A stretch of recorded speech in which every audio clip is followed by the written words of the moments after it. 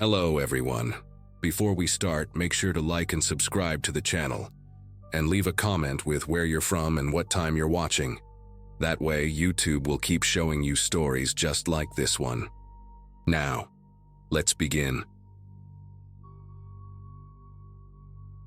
Midnight runs were my specialty, especially that stretch of I-40 through Arizona, where you could drive for hours without seeing another soul.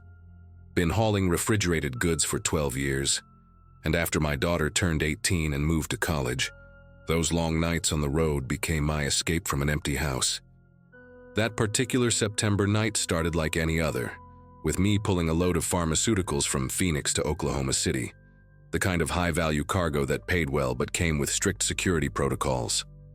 My Peterbilt was my second home, equipped with everything I needed for a week on the road, including a comfortable sleeper bunk that I'd customized with extra locks and a small safe for my personal items.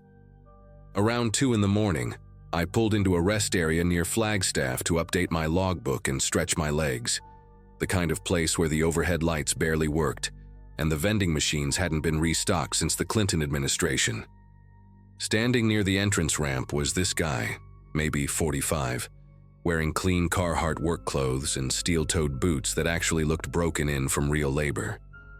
He approached my rig while I was checking the trailer seals, holding up a worn leather work bag and explaining how his ride to the copper mine had left him behind after a bathroom break, and if he missed his shift supervisor's morning head count, he'd lose his job for sure.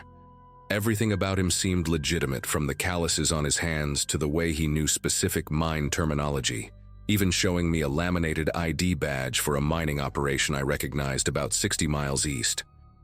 He just needed a ride to the next truck stop where his cousin could pick him up, and since company policy technically prohibited passengers, he offered to stay hidden in the sleeper bunk until we got there, promising to keep quiet and not cause any trouble. Against every instinct I'd developed over the years, I told him to climb in through the passenger door and get comfortable in the back while I finished my mandatory break time. For the first 3 hours, everything seemed normal, as I pushed through the darkness toward New Mexico, occasionally hearing him shift position in the bunk behind me or clear his throat quietly. The electronic logging device showed me right on schedule. The refrigeration unit hummed steadily at -10 degrees, and dispatch hadn't sent any urgent messages about route changes or security alerts. I kept the radio low, listening to overnight talk shows discuss everything from alien abductions to government conspiracies, the usual background noise that kept solo drivers from going stir-crazy during those endless stretches of asphalt. The passenger stayed true to his word, keeping silent except for a polite request to use the portable urinal I kept behind the seat, and I actually started to feel good about helping someone who genuinely needed it.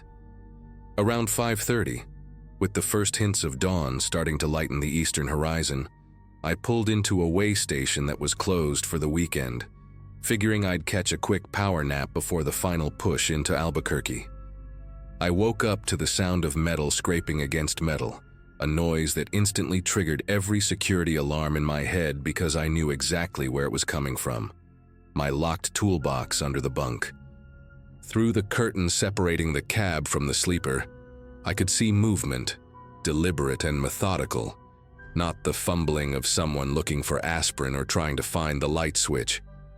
When I yanked the curtain aside, the passenger was crouched on the floor with my own socket wrench in his hand, working on the bolts that secured a hidden compartment where I kept emergency cash and my backup GPS tracker. But what really made my chest tighten was seeing him calmly photographing the broken seal on my trailer's internal access panel, the one that connected the cab to the refrigerated cargo area, a seal that absolutely could not be broken without triggering a massive security investigation.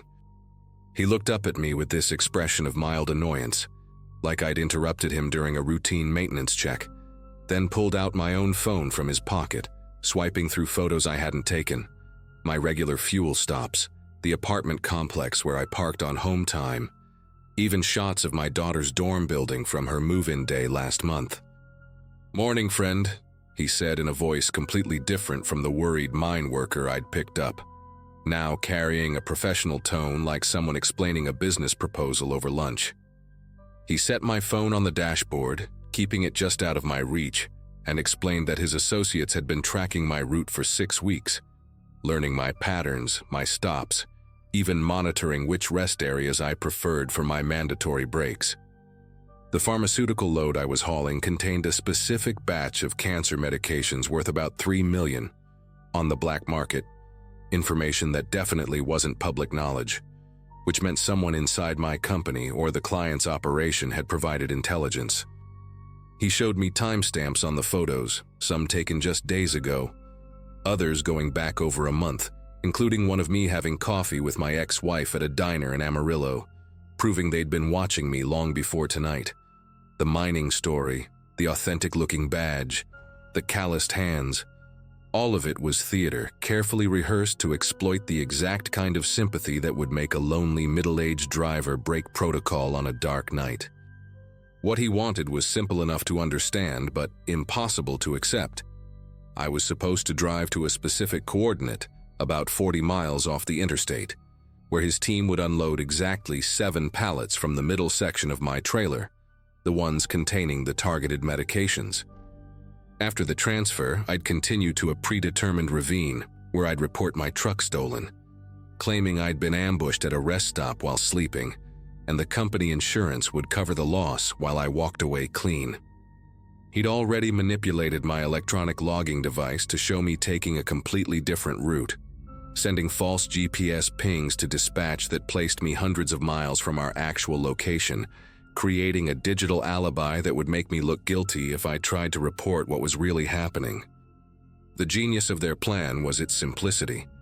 If I cooperated, I'd be a victim, but if I refused or tried to alert anyone, the evidence would point to me as an inside accomplice who got cold feet, especially since I'd violated company policy by picking up a passenger in the first place. My CB radio, I realized when I glanced at it, had been opened up and rewired while I slept, the microphone cable neatly severed inside its casing, and my phone's battery, which had been fully charged when I went to sleep, now showed 2% despite being plugged into the charger he'd somehow disabled. He must have seen me eyeing the door handle because he casually mentioned that my keys were already with his partner, who was following us in a sedan about a quarter-mile back, close enough to intervene if I tried anything stupid but far enough to avoid suspicion. The way he explained it, like discussing a pizza delivery route, made the whole thing even more terrifying because this was just another day at work for him, another driver to manipulate, another load to steal, another life to potentially destroy if things went sideways. When I asked what would happen if I refused to drive, he pulled up a video on my phone showing the inside of my daughter's dorm room, taken from her own laptop camera while she slept, her stuffed elephant from childhood visible on the nightstand beside her.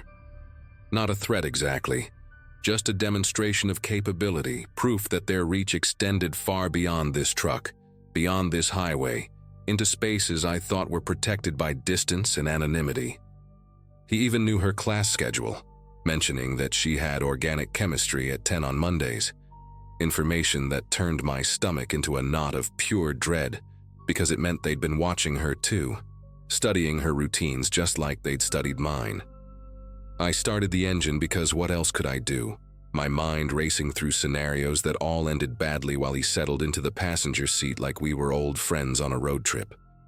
The coordinates he gave me led through a series of back roads I'd never traveled, past abandoned gas stations and collapsed barns that looked like they'd been rotting since the Reagan years, the kind of places where trucks weren't supposed to go, but where someone could easily disappear.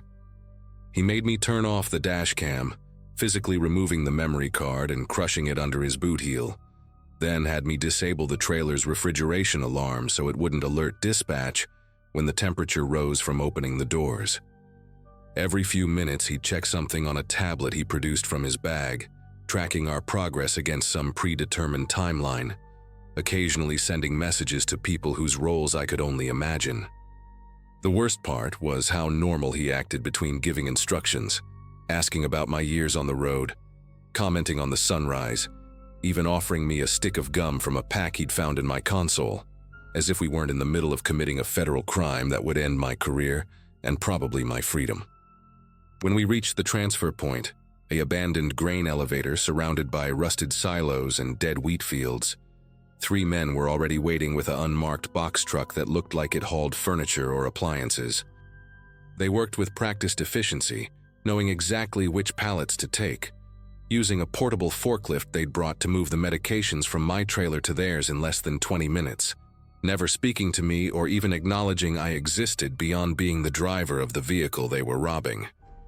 The passenger supervised the operation while maintaining his grip on my phone and keys, occasionally showing me the tablet screen where my truck still appeared to be traveling normally along I-40, according to the spoofed signals being sent to my company's tracking system. One of the men spray-painted over the serial numbers on the stolen pallets.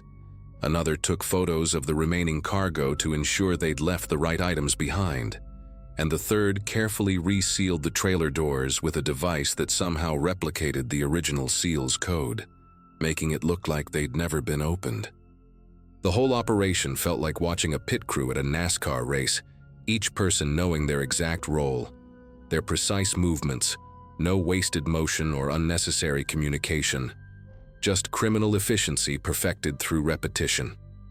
After they left with the medications, the passenger directed me to continue driving deeper into nowhere, following dirt roads that my GPS didn't even recognize, until we reached a ravine where old appliances and stripped cars had been dumped over the decades.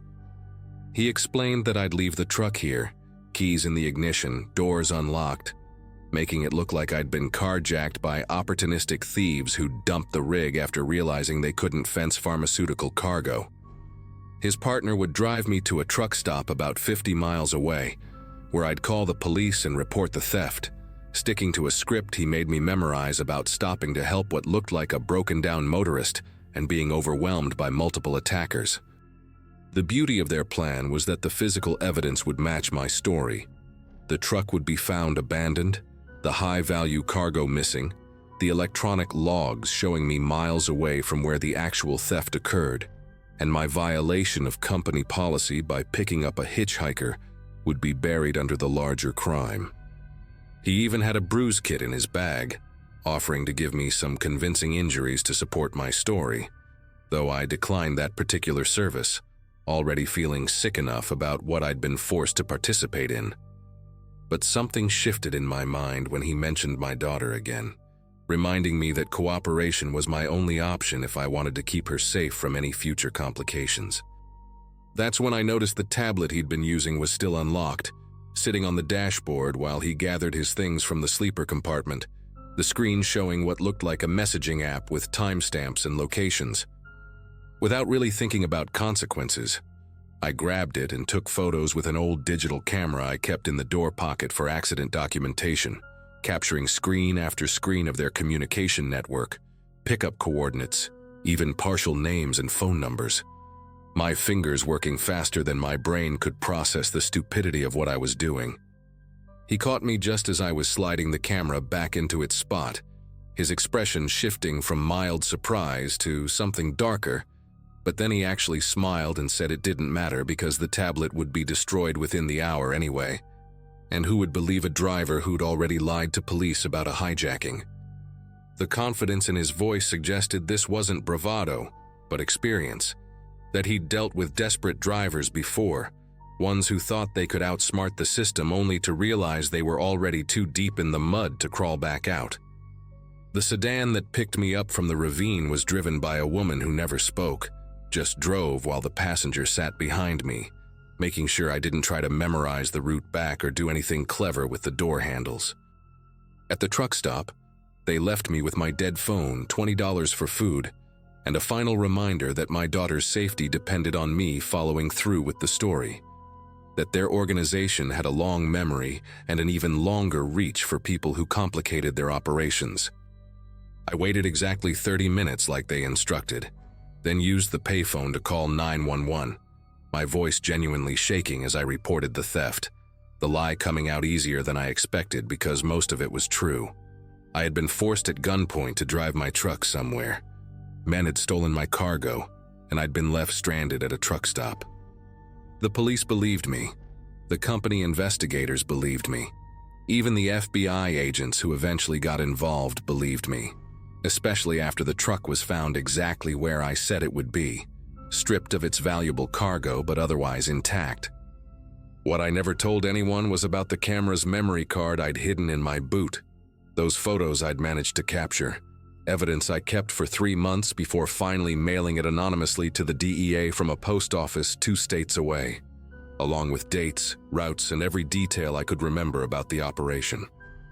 6 months later, I read about a major pharmaceutical theft ring being busted across 3 states, dozens of arrests including several trucking company employees who'd been feeding them information about high-value loads.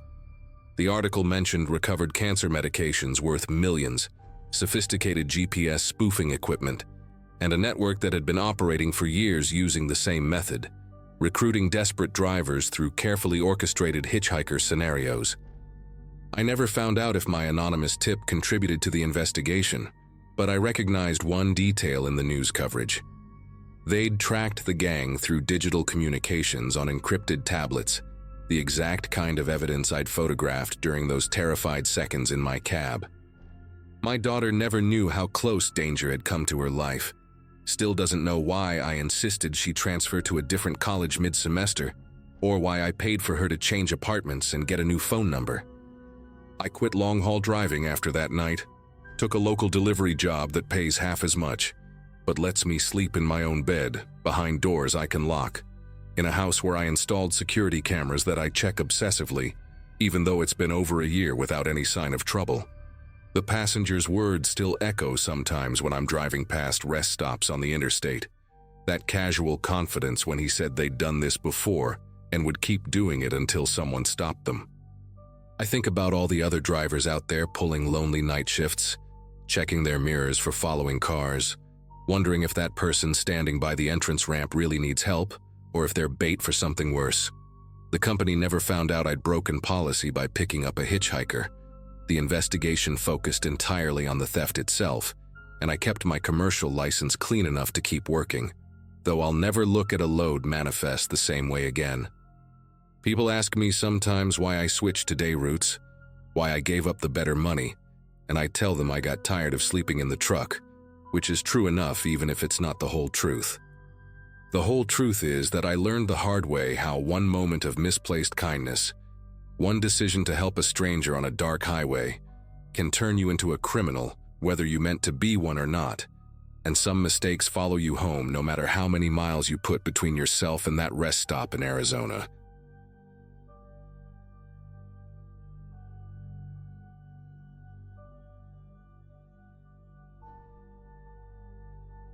February of 2017 found me hauling refrigerated produce from Florida up to Boston. Same route I'd been running since my divorce papers got finalized, and I needed steady miles to keep my mind occupied. Most drivers my age were settling into local routes, but at 43, I preferred the long stretches where nobody asked questions, and dispatchers only cared if you made your delivery window. That particular Wednesday night, I'd already logged 11 hours, and was pushing through that dead zone on I-95 between Jacksonville and Savannah, where cell towers get scarce and the only company comes from static on the CB radio. My Freightliner had just crossed the 200,000-mile mark that morning, and I remember thinking how she still purred like a kitten when I kept her steady at 65, riding that sweet spot where the diesel engine hummed its lowest note. Around 2 in the morning, just past mile marker 42 where the highway cuts through nothing but pine forest and swamp, I caught sight of another rig's lights in my mirrors, maybe half a mile back, but gaining faster than they should have been. Now any trucker will tell you that nighttime on these empty stretches creates a kind of brotherhood. We watch out for each other, flash warnings about speed traps or debris, check on drivers who seem to be weaving from fatigue. But this rig behind me wasn't following any of the unwritten rules we all knew by heart. He'd speed up until his headlights filled my mirrors, then drop back suddenly, then surge forward again, like he was sizing me up or trying to read my trailer numbers in the dark. My CB had been quiet for the last hour, except for the occasional ghost signal from truckers too far away to understand. But then Channel 19 crackled to life with a voice that sounded like gravel mixed with cigarette smoke. "Slow your roll, friend, we gotta talk," the voice said. And right away I knew this wasn't any DOT inspection or friendly warning about a blown tire. Real truckers don't talk like that. Don't use that fake casual tone that tries too hard to sound harmless. I kept my speed steady and reached for my CB mic, but before I could respond, the rig behind me hit its hazards and started flashing its high beams in a pattern. 3 long, 3 short, 3 long again. That's when my gut started churning, because that wasn't any trucker signal I'd learned in 20 years of hauling freight. I watched him in my mirrors as he moved into the left lane and pulled alongside my trailer, matching my speed perfectly while his passenger window came down, and someone aimed a spotlight at my DOT numbers and the sealed door of my refrigerated unit. The voice came back on the radio, clearer now that he was right beside me. "Nice load you're carrying there, driver. 40,000 pounds of strawberries heading to Boston. Delivery tomorrow at 1600 hours to the Hunts Point warehouse." My knuckles went white on the steering wheel because that information wasn't something you could guess. Someone had either hacked into our dispatch system or had an inside source at my company. I glanced at my phone mounted on the dashboard, showing 1 bar of signal that kept flickering to none, and realized we were approaching the Ridgeland exit where there was a way station that had been closed for renovations for the past 3 months. Just a dark pullout with no cameras and no witnesses. The rig beside me started edging closer, not enough to hit me, but enough to make his intentions clear. We were going to have that talk whether I wanted to or not. I tried to accelerate past him, but another set of headlights appeared in front of me, a second rig that had been running dark until now, slowing down to trap me in the right lane.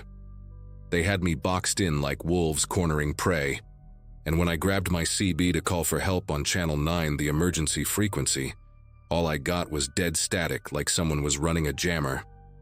The lead truck ahead started pumping his brakes, forcing me to slow from 65 to 40, then 30, as we approached that abandoned way station.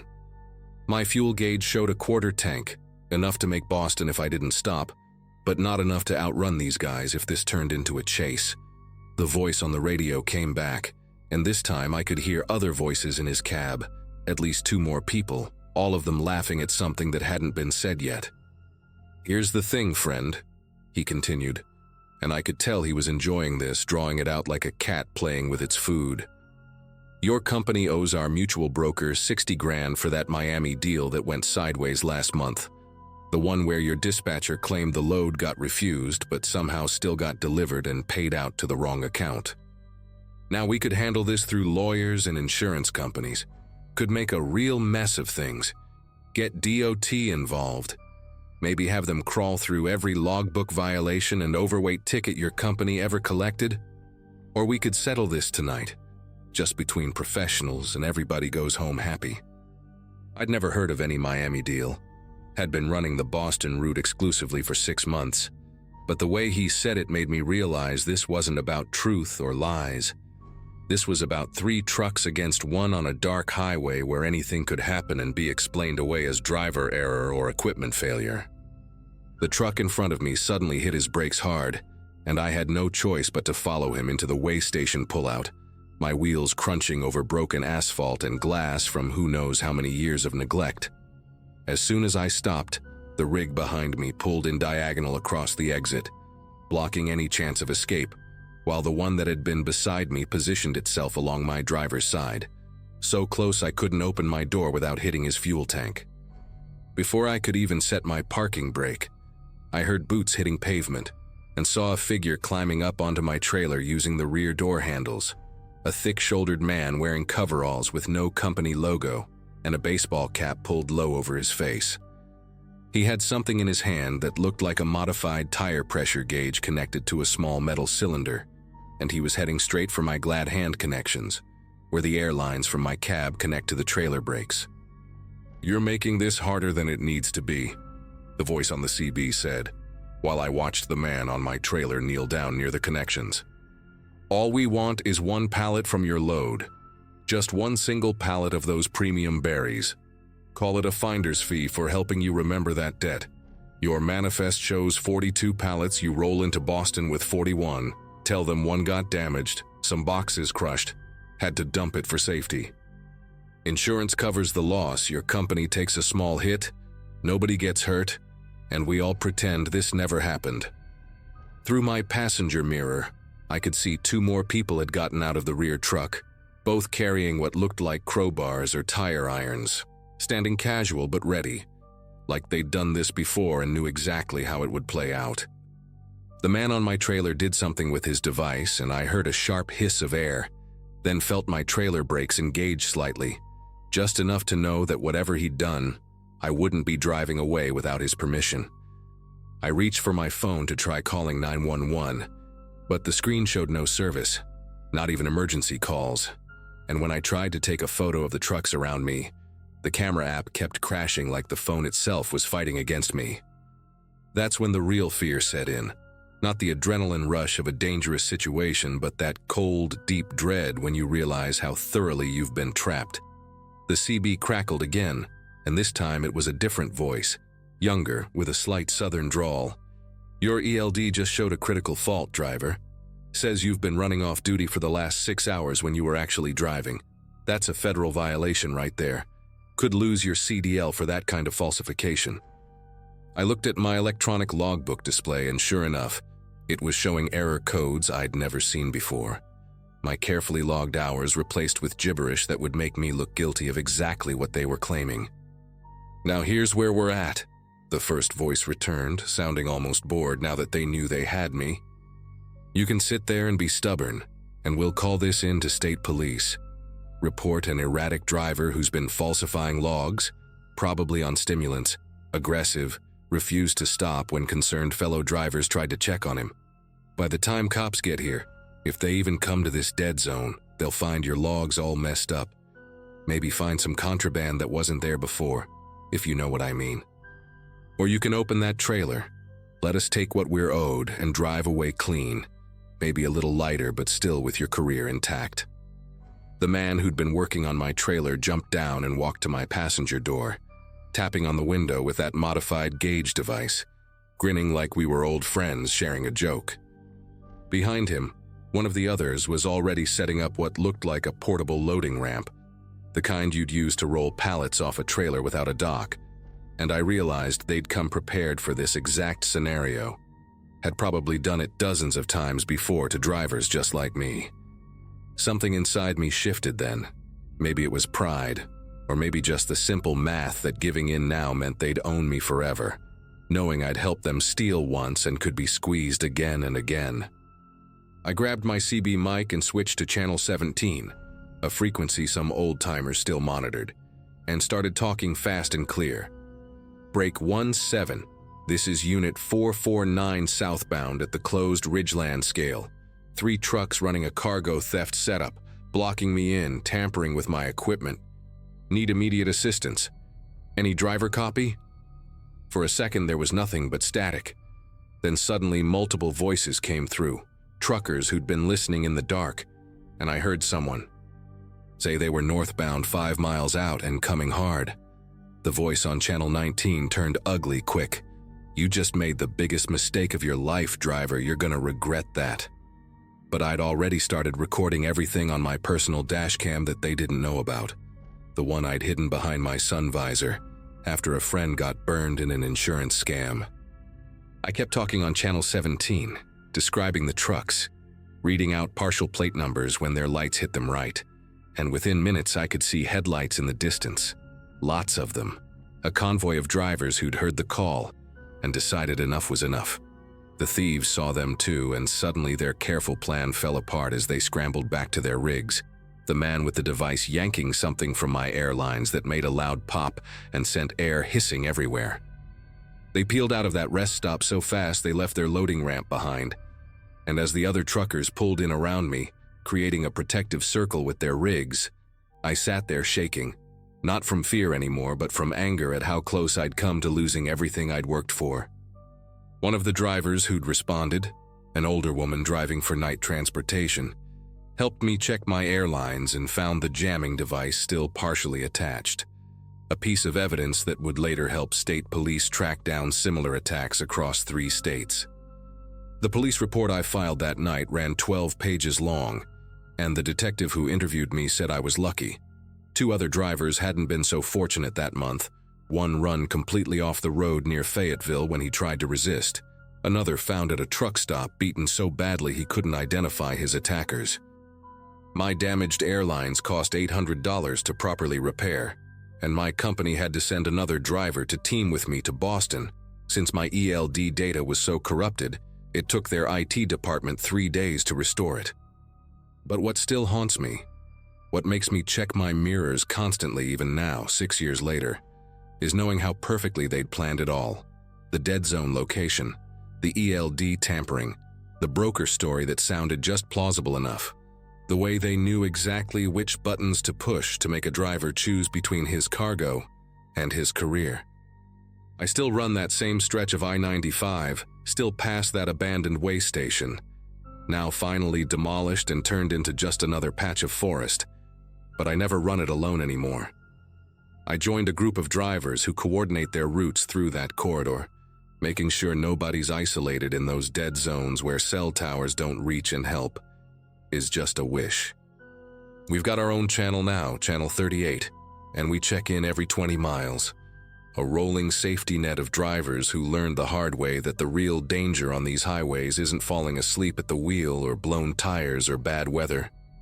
It's the predators who know exactly how vulnerable we are out here, alone in our cabs with hundreds of thousands of dollars of cargo and nothing but a thin sheet of aluminum between us and whoever decides we're worth the risk.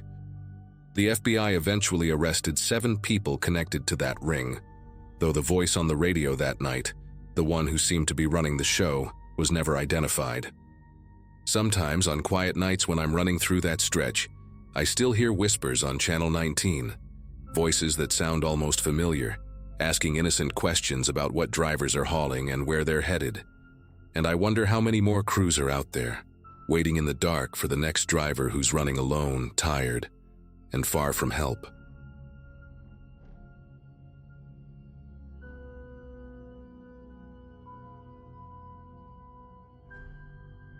"12 years hauling freight across the western states teaches you which jobs to take and which ones to leave alone.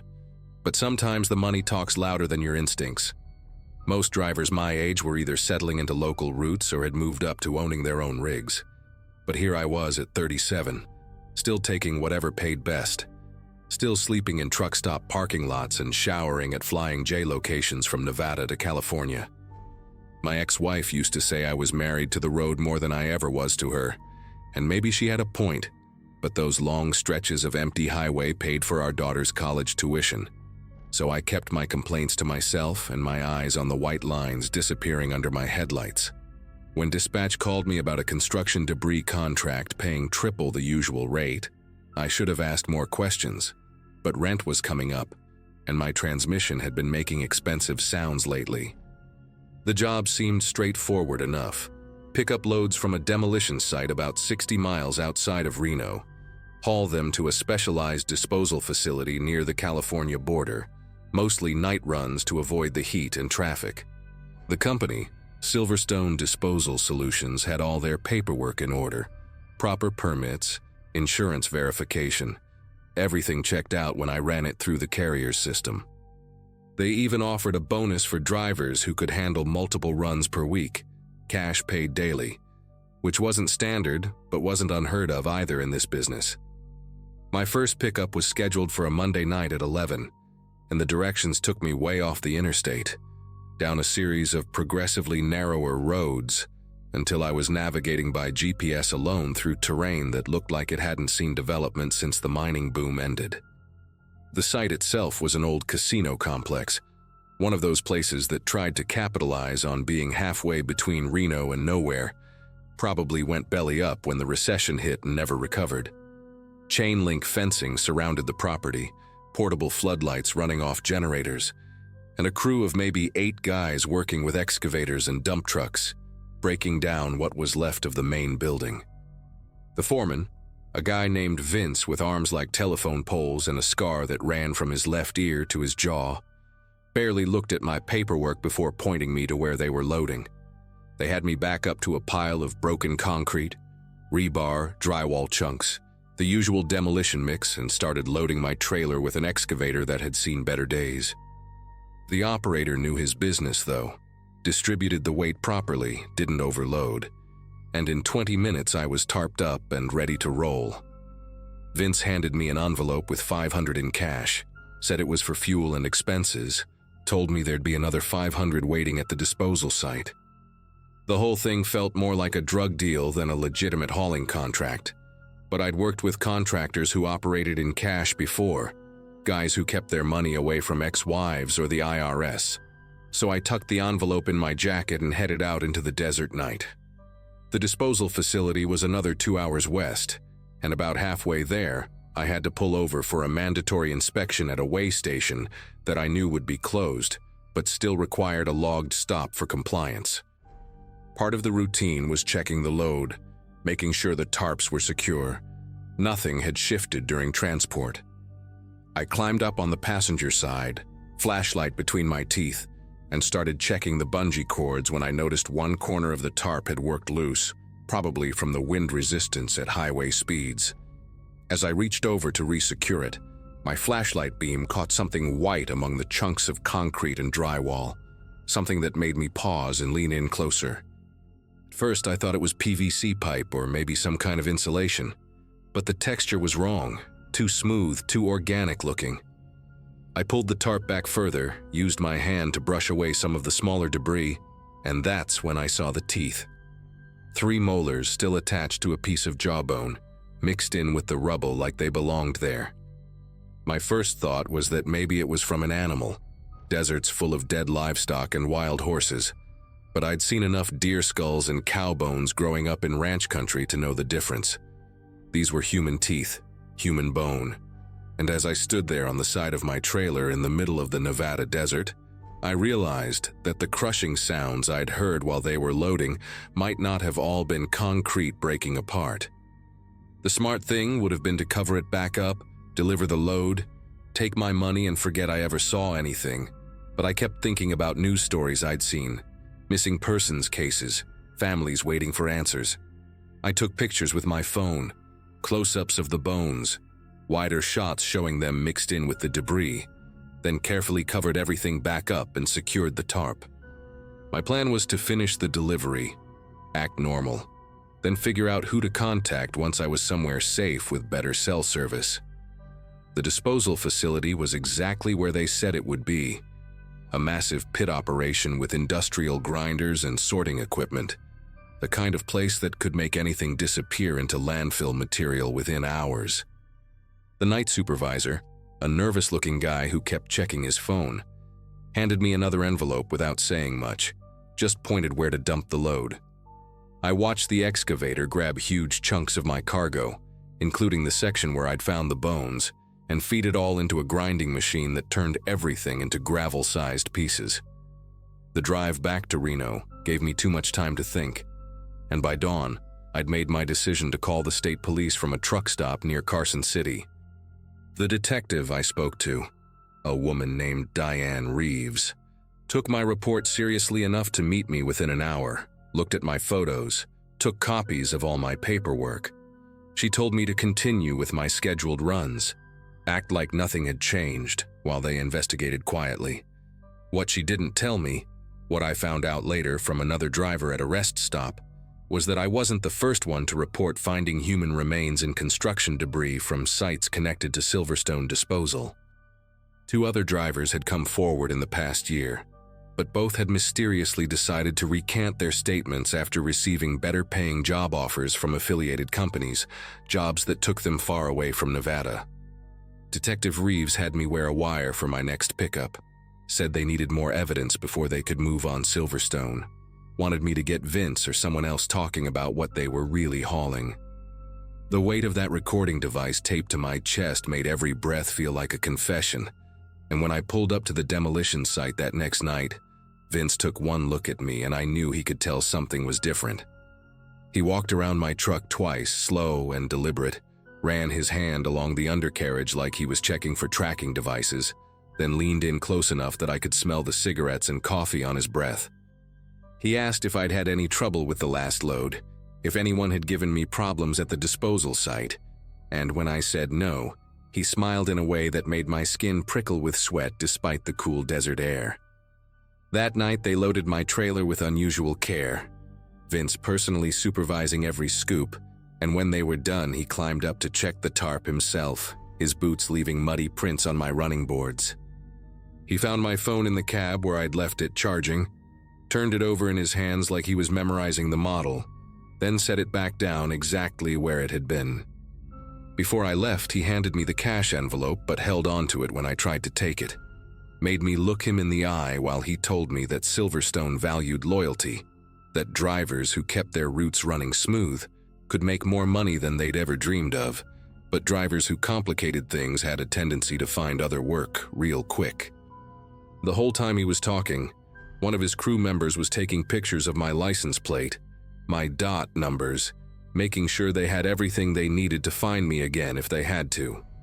I made that delivery with my knuckles white on the steering wheel, dumped the load without looking at what might be mixed in with the concrete this time, and drove straight back to Detective Reeves at the state police station.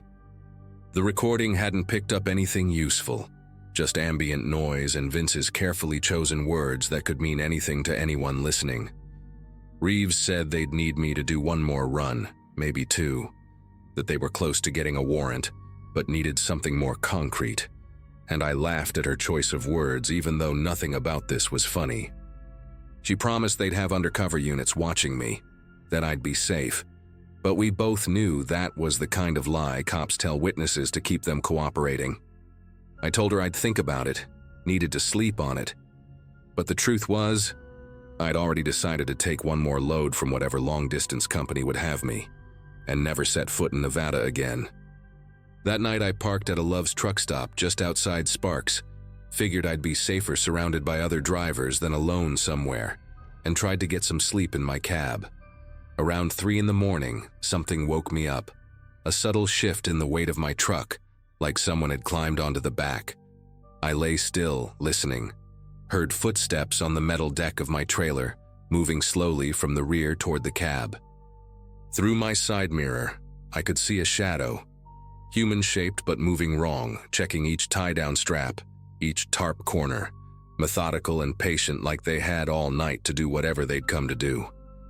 Then the footsteps stopped right outside my sleeper, and I heard fingers running along the rivets of my door, testing the lock, and a voice I recognized but couldn't quite place whispered my name, my actual name, not my handle or my company number, and told me that Silverstone had a message for me about keeping my scheduled runs. I didn't wait to hear the rest of the message, just fired up the engine and pulled out of that parking spot so fast I nearly clipped the fuel island, saw in my mirrors the shadow figure stumbling backward off my running board. Other drivers were already stirring, lights coming on in nearby cabs, and I knew whoever had come for me wouldn't try anything with that many witnesses around. I drove straight through the rest of the night, called Detective Reeves from the road and told her everything, said I was done being bait, that she had 12 hours before I was crossing into Oregon and never coming back. She tried to convince me to stay, said they were hours away from making arrests, but then I heard something in the background of her call, Vince's voice talking to someone in her office, asking about paperwork for a witness who'd been in an unfortunate trucking accident, and I knew right then that Silverstone's reach went deeper than anyone had imagined. The FBI raids happened 6 days later, made national news for about a week before getting buried under political scandals and celebrity divorces. But by then, I was already running produce from Washington to Montana, sleeping in different truck stops every night, never staying in one place long enough for anyone to track my patterns. They arrested 17 people, including Vince, found evidence linking Silverstone to disposal of bodies from organized crime hits across 3 states, victims who'd been mixed into construction debris and scattered across legitimate landfills where they'd never be found or identified.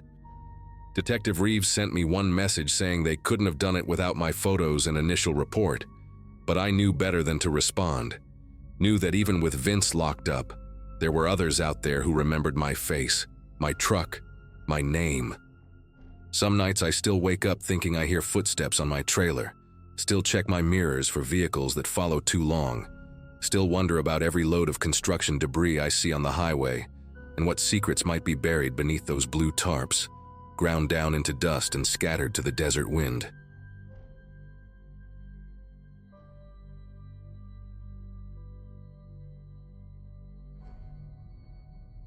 My CDL still sits in my wallet, expired now for 2 years. Right behind the credit cards I maxed out paying for lawyers after everything went sideways with that government contract job. I keep meaning to throw the license away, but something always stops me.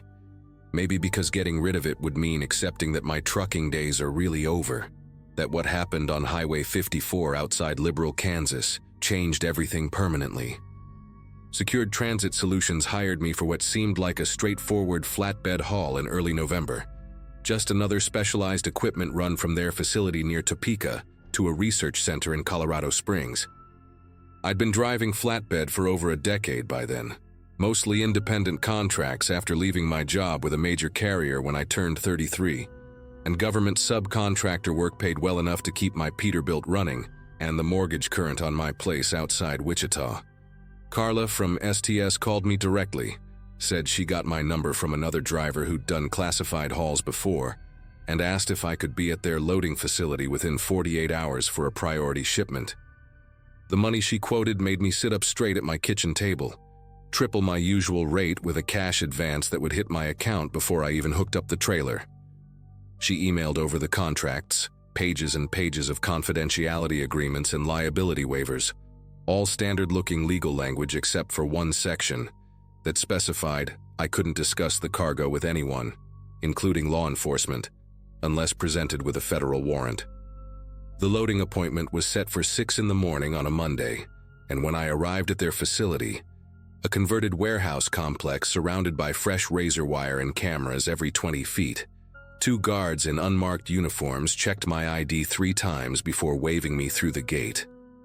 Inside the loading bay, they already had the cargo on a specialized flatbed trailer, everything covered with military-grade tarps that had been heat-sealed at the edges and secured with numbered cable locks that I wasn't allowed to touch.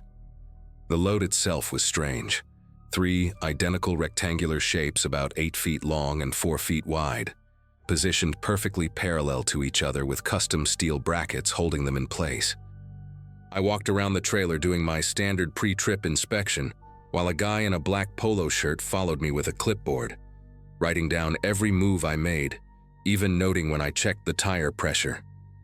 When I tried to peek under one corner of the tarp to verify the load was properly secured, he grabbed my wrist hard enough to leave marks and reminded me about the confidentiality agreement I'd signed. They handed me a sealed envelope with routing instructions that I wasn't supposed to open until I left the facility, along with a cheap prepaid phone that I was told to keep on at all times. Carla appeared one more time before I left, walking up to my cab window with another set of papers for me to sign, these ones acknowledging that I understood the federal penalties for discussing classified materials. She leaned in close enough that I could smell her coffee breath and told me that this load was time-sensitive, that people were counting on me to deliver it exactly as instructed, no stops except at the 3 designated fuel stations marked on my route. The way she said it made the hair on my arm stand up, like there was some kind of threat hidden in her words. But the deposit had already cleared in my account, and backing out would mean returning money I'd already mentally allocated to overdue bills. I opened the envelope once I hit Highway 50, pulling over at a way station to read through the instructions, while my hands trembled slightly from too much coffee and not enough sleep. The route they'd mapped out made no sense, taking me south through Liberal instead of the direct path west on 70, adding at least 4 hours to what should have been a simple 8-hour drive. Each fuel stop had specific instructions: park in the northwest corner of the lot, leave the engine running, go inside for exactly 15 minutes, buy something, use the restroom, return to the truck without speaking to other drivers. The prepaid phone rang as I was reading, a robotic voice asking for my exact GPS coordinates, then hanging up before I could ask any questions. Everything went smooth for the first 3 hours, just me and the steady hum of the diesel engine, watching the Kansas farmland roll by in the pale morning light. Made my first scheduled stop at a Shell station near Pratt, followed the instructions to the letter, bought a sandwich I didn't want, and used a bathroom I didn't need while watching the clock on my phone. Nobody approached the truck while I was inside, but when I came back out, there was a white sedan parked 3 spaces away with tinted windows and government plates, engine running, nobody visible inside. The same car followed me back onto the highway, staying exactly 5 car lengths behind for the next 30 miles, before taking an exit that led to nothing but wheat fields. The second stop was supposed to be at a Conoco near Meade, but when I got there around noon, the place was crawling with state troopers. 4 cruisers parked at different angles around the pumps like they were waiting for something. I circled the lot once, my gut telling me to keep driving, but the prepaid phone started ringing non-stop until I finally pulled in and parked where I'd been instructed. None of the troopers even looked my way, which somehow made it worse, like they were deliberately avoiding eye contact. Inside the store, the clerk, a kid maybe 19 with bad acne scars, kept glancing at the door while he rang up my energy drink, and when he handed me my change, he whispered something that sounded like, "They're watching," before turning away to stock cigarettes. By the time I reached Highway 54 heading toward Liberal, the weather had turned nasty, dark clouds rolling in from the west, with that greenish tinge that makes any Midwest driver nervous about tornadoes. The prepaid phone had been silent since the Conoco stop, which worried me more than the constant check-ins.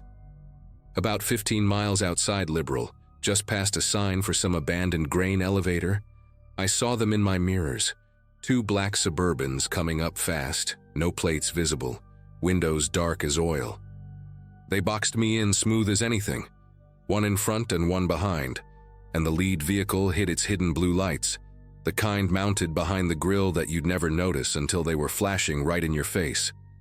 I pulled over on the shoulder, gravel crunching under the tires, my heart hammering so hard I could feel it in my throat.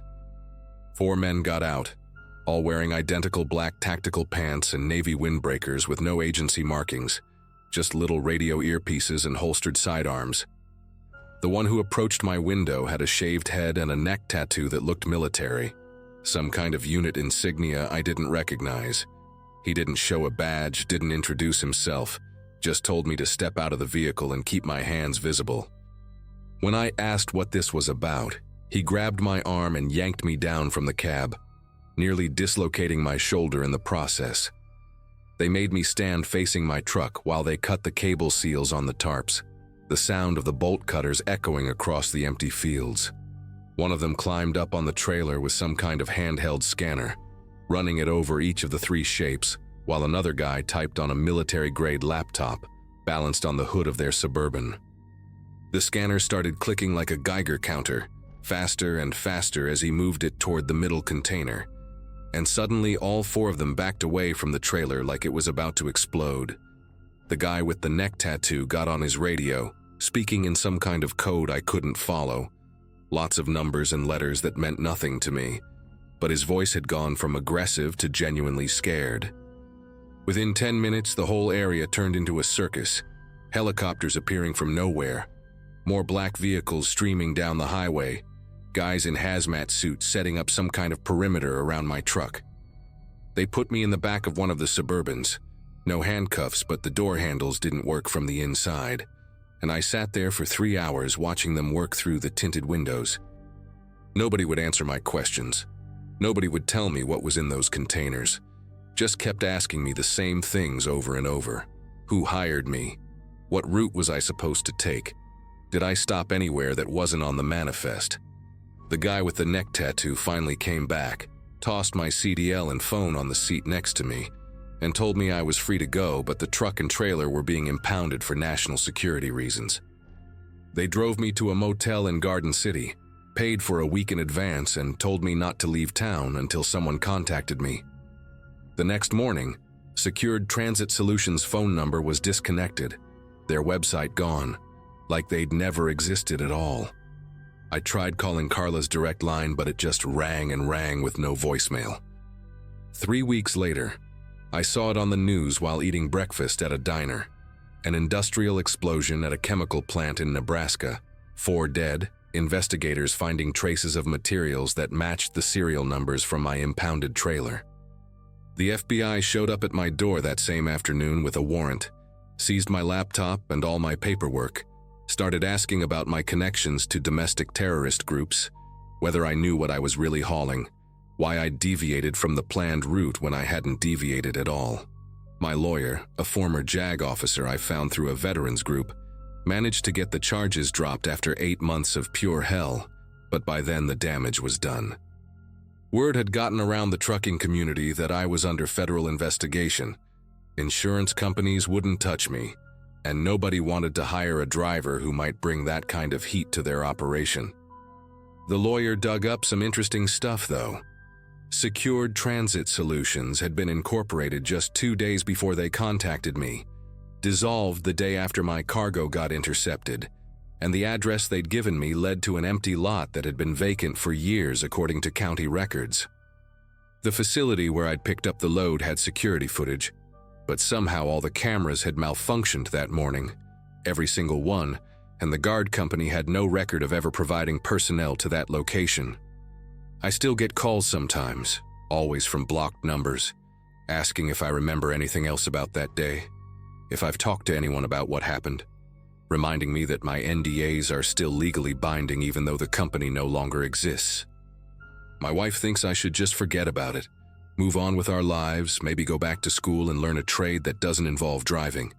But late at night, when I can't sleep, I keep thinking about those 3 containers and whatever was making that scanner go crazy, wondering if I was hauling something that ended up killing those people in Nebraska, or if maybe those men in the Suburbans saved a lot more lives by stopping me when they did.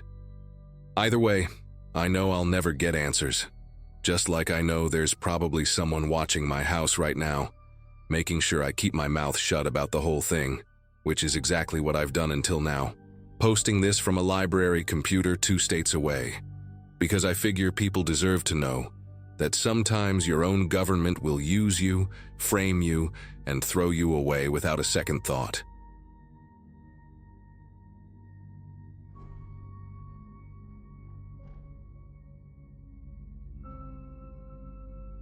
Anyone who's driven a rig for a living knows the industry runs on 2 things: fuel and trust. When both start running low, you make decisions you wouldn't normally make. That's where I was in March of 2023. 41 years old with a small fleet of 3 trucks that were bleeding me dry on repairs. My best driver had just quit to work for one of the mega carriers, and I was staring down a month where I'd have to choose between making the insurance payment or keeping the trucks running. That's when I got the email from a broker I'd never heard of before, Westline Logistics, offering rates that were 30% higher than what I was used to seeing. The loads were overnight runs, always starting after 8 in the evening, always ending before dawn. The email said they specialized in time-sensitive freight for clients who valued discretion. I should have known better, but desperation has a way of making red flags look like opportunities. The first job seemed straightforward enough. Pick up a sealed container at a warehouse outside Louisville, drive it to a distribution center near Indianapolis, drop it off, collect payment. The paperwork looked legitimate, proper BOL, all the right stamps and signatures, even had dot numbers that checked out when I looked them up online. The weird part was the pickup itself. The warehouse was in an industrial zone that looked half abandoned, just one building with lights on in a sea of dark structures. A guy in a Westline Logistics jacket met me at the loading dock, wouldn't make eye contact, just handed me the keys to the container and told me the code for the lock. He made me sign a separate non-disclosure agreement right there on a clipboard, said it was standard procedure for sensitive cargo.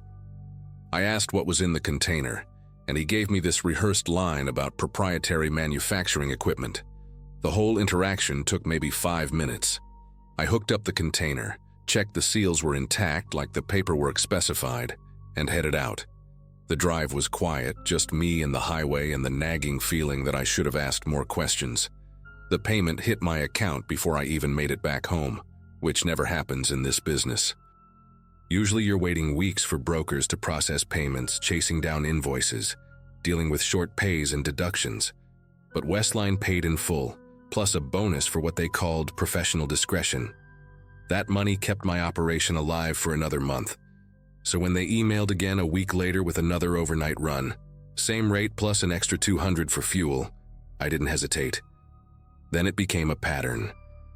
Every week, sometimes twice a week, always overnight runs, always sealed containers, always different pickup and drop-off locations across the Midwest. The paperwork was always perfect, the payments always immediate. I started recognizing some of the warehouse locations, noticed they were always in these isolated industrial areas, where nobody would pay attention to truck traffic at odd hours. The loading dock workers were different each time, but they all had that same nervous energy, that same refusal to make conversation. One time I tried to make small talk with a guy who looked about 20, asked him how long he'd been working for Westline, and he just stared at me like I'd asked him to confess to a crime. He mumbled something about being a contractor and practically ran back inside. About 2 months in, I started noticing other trucks at these locations. Not the same trucks, but they all had something in common. They were owner-operators like me. Smaller outfits, guys running 1 or 2 rigs. I'd see them at the pickup points, waiting in the staging areas, and we'd do that trucker nod. That acknowledgement that we were all part of the same world. But nobody talked. There was this unspoken understanding that you didn't ask questions about Westline jobs. The money was too good, and we all needed it too badly. One night at a warehouse outside Dayton, I saw a Peterbilt that looked familiar. A custom paint job in deep blue with silver flames that I swear I'd seen at a truck stop months earlier. The driver was gone though, just the truck sitting there in the lot with its lights off. I remember thinking it was strange that someone would leave a rig that nice unattended, but I was already running late for my own pickup. I didn't think about it again until much later, when I should have been paying attention to all the small details that were adding up to something very wrong. The job that changed everything came on a Wednesday in early May. Westline sent me coordinates instead of an address, which was a first, along with instructions to arrive at exactly 11:30 at night, not earlier, not later. The location was way out in rural Pennsylvania, nearly 3 hours from where I'd made my last delivery. The route took me off the interstate onto progressively smaller roads until I was on a 2-lane county highway with nothing but farmland and woods on either side. My GPS kept trying to reroute me back to main roads, like it didn't believe this destination could be real. When I finally found the turnoff, it was just a gravel road with no sign, no mailbox, nothing to indicate what was back there. I checked the coordinates 3 times before I committed to turning in. The road went on for maybe half a mile through dense trees, and then suddenly opened up into this massive clearing with a chain-link fence topped with razor wire running the entire perimeter. There were sodium lights mounted on tall poles, bathing everything in that harsh orange glow that makes everything look like a crime scene. The gate was closed, and there were 2 men standing in front of it wearing security uniforms and carrying what I'm pretty sure were rifles, not just handguns. I stopped about 50 feet from the gate, engine idling, trying to figure out what kind of legitimate business operation needed this level of security in the middle of nowhere. One of the guards walked up to my window, shined a flashlight directly in my face, and asked for my name and confirmation number without any greeting or explanation. I gave him the information, and he walked back to a small guardhouse I hadn't noticed before, made a phone call, then came back and told me to proceed to loading dock 7. The gate rolled open with this grinding mechanical sound that seemed way too loud in the quiet night. As I drove through, I got my first real look at what was inside the fence, and that's when my chest started feeling tight. There were trucks everywhere. Not just a few, but dozens of them, lined up in neat rows like some kind of vehicle graveyard. Big rigs, day cabs, sleepers, all different makes and models, all just sitting there dark and empty. I recognized the blue Peterbilt immediately, parked in the 3rd row with 6 other trucks that looked just as well maintained and expensive. None of them looked abandoned or junked. They looked like they'd been driven there yesterday and parked carefully.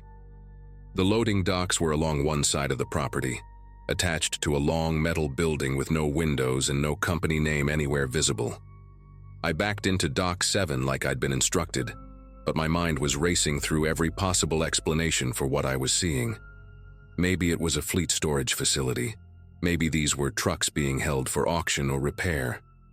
But that didn't explain the armed guards or the razor wire, or the complete absence of any identifying information. A man in a different uniform, not security but something like a supervisor, came out and knocked on my door. He had a tablet in his hand and that same avoidance of eye contact I'd seen from every other Westline worker. He told me to leave the engine running, exit the vehicle, and come inside to complete the paperwork. Something in his tone wasn't a request, it was an instruction, the kind you don't argue with. I climbed down from the cab, and he walked me through a metal door into a hallway that smelled like oil and something chemical I couldn't identify. The walls were bare concrete block, the floors were stained, and there were more cameras than I'd ever seen in any warehouse, mounted in every corner, every doorway, all of them with little red lights indicating they were recording. He led me into a small office where another man was sitting behind a desk, older, maybe in his 50s, wearing a polo shirt with a Westline Logistics logo embroidered on it. The man behind the desk smiled at me, but it didn't reach his eyes. He gestured to a chair and said we needed to go over some additional documentation for this particular load. He slid a stack of papers across the desk, and I started reading through them. But the language was dense and confusing, full of legal terminology about asset transfers and equipment reassignment and liability waivers. I asked what this was about, why this job required different paperwork than the others, and he leaned back in his chair and said something that made every instinct in my body scream. He said that given the nature of the operation and the sensitive cargo I'd been transporting, they needed to ensure complete operational security going forward. I asked what he meant by going forward, and he just kept smiling that flat smile. Then he said that my truck would need to remain on the property for a standard safety inspection and equipment verification process that would take approximately 72 hours. I stood up and said that wasn't part of the agreement, that I had other deliveries scheduled, that I needed my truck. He didn't stand up, didn't raise his voice, just calmly said that the inspection was non-negotiable and outlined in the contract I'd signed 2 months ago. I pulled out my phone to call someone, anyone, and realized I had no signal. Not one bar. He noticed me checking and mentioned that the property had cellular interference due to the security systems. That's when I knew I wasn't leaving. I tried to keep my voice steady and asked if I could at least get my personal belongings from the cab. He nodded and said one of the security personnel would escort me. We walked back out to the loading dock, and the guard who came with me wasn't the friendly escort type. He stood close enough that I could smell his cologne, watching my every move as I grabbed my duffel bag, my logbook, and my wallet from inside the sleeper. That's when I noticed something that sent a jolt of pure panic through me. The VIN plate on my dashboard, the one that's riveted in place and never supposed to be removed, had a small scratch mark around the rivets, like someone had been measuring or photographing it. I looked at the guard and he was already staring at me, waiting for me to finish up. I grabbed what I could and let him walk me back inside, this time to a different part of the building. He opened a door to what looked like a break room, except there were 4 other guys in there, all of them with that same exhausted, trapped expression. One of them was wearing a Schneider Company shirt, another had a Cat Diesel power cap, all of them owner-operators by the look of it. The guard told me to wait there, that someone would bring me dinner and that I'd be called when my inspection was complete. Then he locked the door from the outside.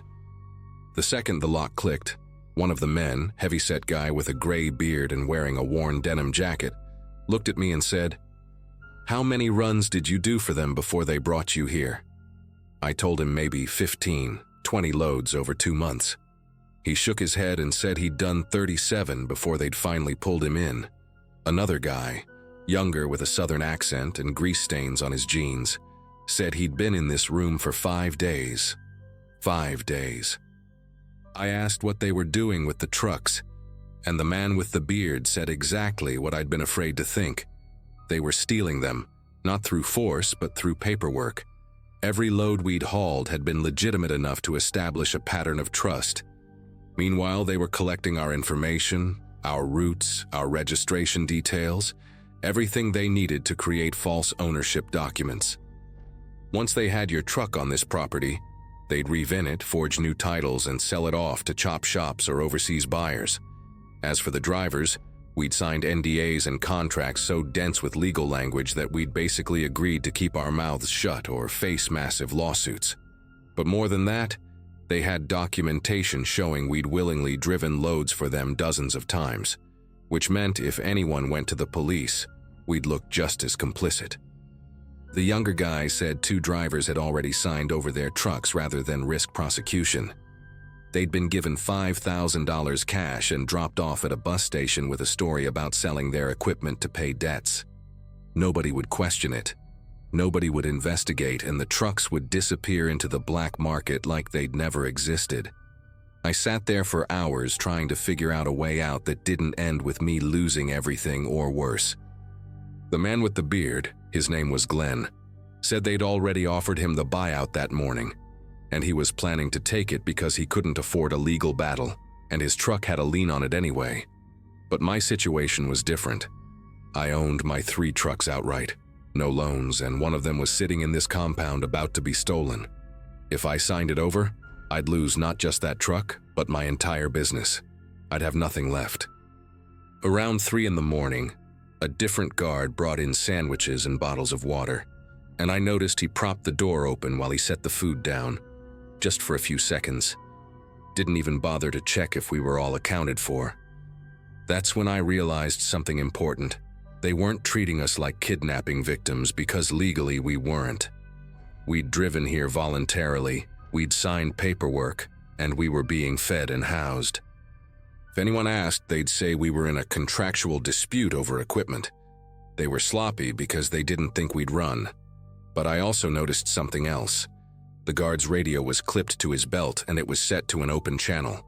I could hear dispatch chatter, and more importantly, I heard one of the guards say he was heading to the north gate to let a transport truck out. When the guard left and locked us back in, I told the others what I'd heard, and that I thought the north side of the property might be less monitored if they were focused on moving trucks out. Glenn said there was no point, that the fence was too high and the guards had weapons. But the younger guy, his name was Joey, said he'd noticed ventilation grates in the bathroom that connected to some kind of ductwork. It was a long shot, but we were all desperate in different ways.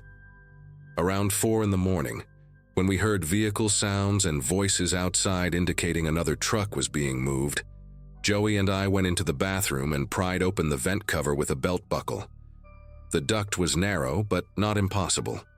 It took us maybe 20 minutes of crawling through sheet metal and insulation before we came out in what looked like a storage area on the opposite side of the building. From there, we found a loading door that wasn't fully secured, just held by a chain with enough gap to squeeze through. We ran across the lot, staying between the parked trucks for cover, and when we reached the fence line, we used one of the trucks as a ladder to climb up and carefully get past the razor wire, using our jackets as protection. I cut my arm pretty badly, and Joey twisted his ankle landing on the other side, but we were out. We ran through the woods until we hit that county highway, and then kept walking until we found a house with lights on about 2 miles down the road. The people who lived there were an elderly couple who let us use their phone to call the state police. What happened next took months to fully unfold, but the short version is that the police raided the property within hours of our call and found exactly what we described. 43 trucks, all reported stolen or missing over the past 8 months, all with altered VINs and forged documentation. They arrested 12 people on site, including the man in the polo shirt who turned out to be running the entire operation under multiple shell companies. Westline Logistics didn't exist as a legitimate business. It was just a website and a forwarding address. The FBI got involved because the operation crossed state lines and involved identity theft on a massive scale. They'd been using our driver's licenses and DOT numbers to create fake profiles, then using those profiles to secure loans and lines of credit before disappearing.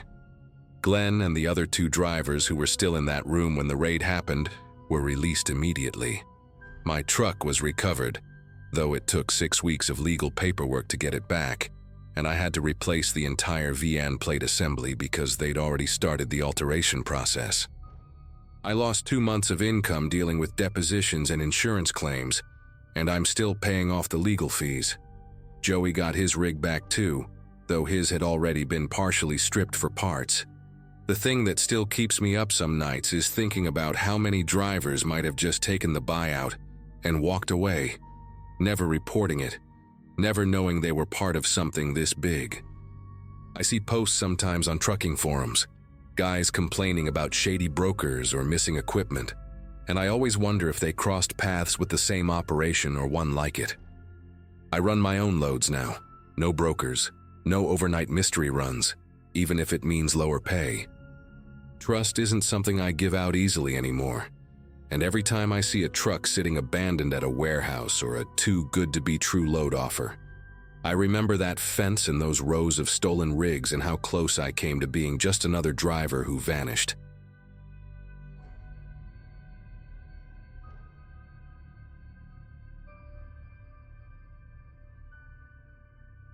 Driving refrigerated pharmaceuticals doesn't sound dangerous until you're the one responsible for keeping insulin stable at precisely 38 degrees while crossing a mountain pass in a blizzard.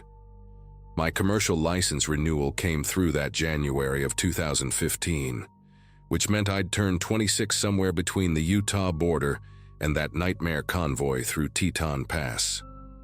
I'd been hauling for Bridger Medical Transport for nearly 3 years by then, mostly solo routes, because the premium pay helped chip away at my mom's mounting medical bills from her botched knee replacement. The teaching credential I'd abandoned 2 years earlier felt like someone else's life entirely, especially on nights when I'd pull into a truck stop at 3 in the morning with my muscles aching and my thermos empty. But the job was mine, earned through countless hours of practice backing into tight loading docks and memorizing weight distribution charts that other drivers couldn't be bothered to learn.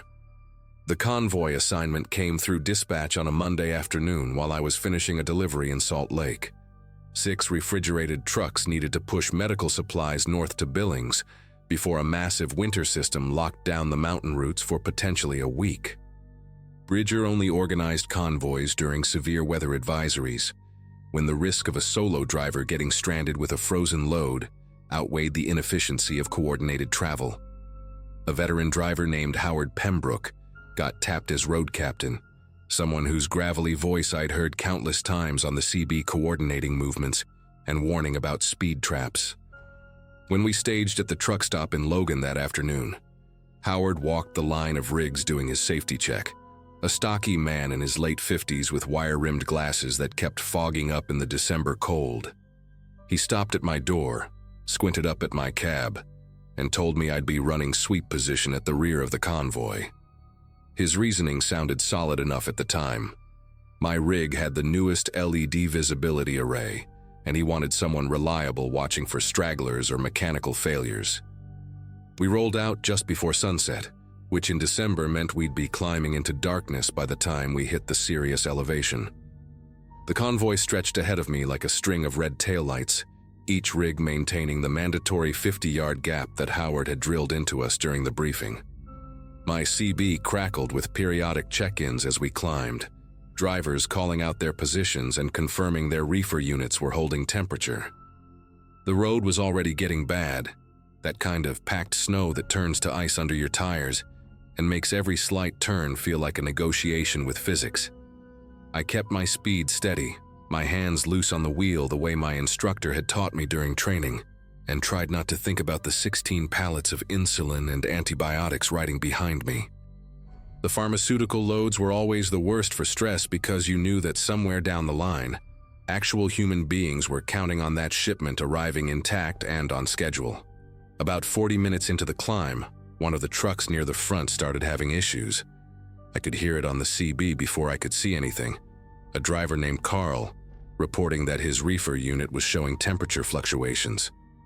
Howard's voice came back immediately, calm and methodical, telling Carl to maintain speed and keep monitoring while he figured out if we needed to stop for a mechanical check. That's when I noticed the truck directly in front of me, a navy blue Freightliner with mud flaps that read Summit Freight, starting to tap its brakes more than necessary. Not the gentle pressure you'd use on a downhill grade, but these weird, irregular jabs that made the brake lights flare bright and then dim in a pattern that didn't match the road conditions.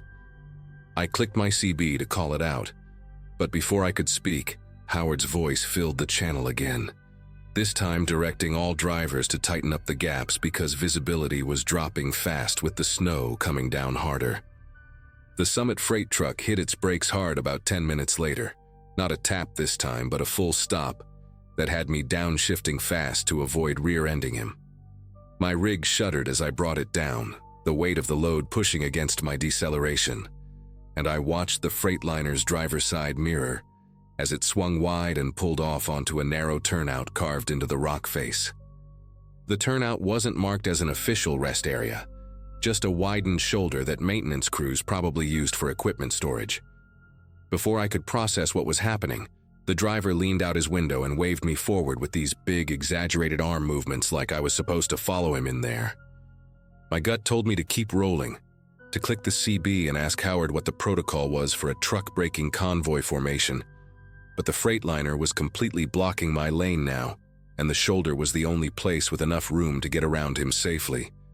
I pulled in, my headlights sweeping across the turnout and illuminating something that made my chest tighten. 2 more trucks were already parked there, tucked back against the rock wall in positions that suggested they'd been waiting rather than stopping for an emergency. Both were running, exhaust pluming white in the cold air, and as my rig came to a complete stop, a 3rd truck pulled in behind me, effectively boxing me into a space barely large enough for 4 rigs. The drivers emerged almost simultaneously. 3 men in heavy Carhartt jackets and insulated gloves, their faces ruddy from the cold, but their expressions hard and focused in a way that had nothing to do with weather concerns. The one from the Freightliner, a tall guy with a graying goatee, approached my driver's side while the other 2 flanked my passenger side and rear. I rolled my window down maybe 3 inches, enough to hear him but not enough to make myself vulnerable, and he immediately launched into an accusation that caught me completely off guard. He said I'd cut into his lane about 20 miles back, that I'd forced him to brake hard and nearly sent him into the guardrail. And that kind of reckless driving in convoy formation was exactly the type of thing that got people killed on mountain passes. I genuinely had no memory of cutting anyone off, and I told him so through the narrow gap in my window, keeping my voice level, even though my heart was hammering against my ribs. He didn't seem interested in my explanation. Instead, he pulled out a small notepad, the kind drivers use to log fuel stops, and said that given the severity of the incident and the risk I'd posed to the entire convoy, he needed to see my key cargo certificate and manifest. His tone had shifted into something official sounding, like he was conducting a legitimate safety inspection. And when I hesitated, one of the other drivers, a shorter guy with a red face and a thick neck, moved closer to my passenger door and rapped his knuckles against the window. The sound was loud enough to make me jump. The tall one kept talking, saying that Summit Freight had contracted with Bridger before, and they knew the protocol for reporting unsafe drivers, that if I cooperated now, they could handle this between professionals without involving the highway patrol or my company's safety department. He wanted me to open the trailer for a visual inspection of my load, just to confirm I was maintaining proper temperature and hadn't compromised the shipment with my erratic driving. Everything about the request was wrong. Drivers don't inspect each other's loads on the side of the road, especially not in the middle of a blizzard on a mountain pass. Cargo certificates stay with the driver and only get shown to authorized personnel at weigh stations or delivery points. But I was alone, surrounded by 3 rigs and 4 men who clearly had coordinated this stop, and the wind was picking up in a way that made the temperature inside my cab drop every time it whistled through the window gap.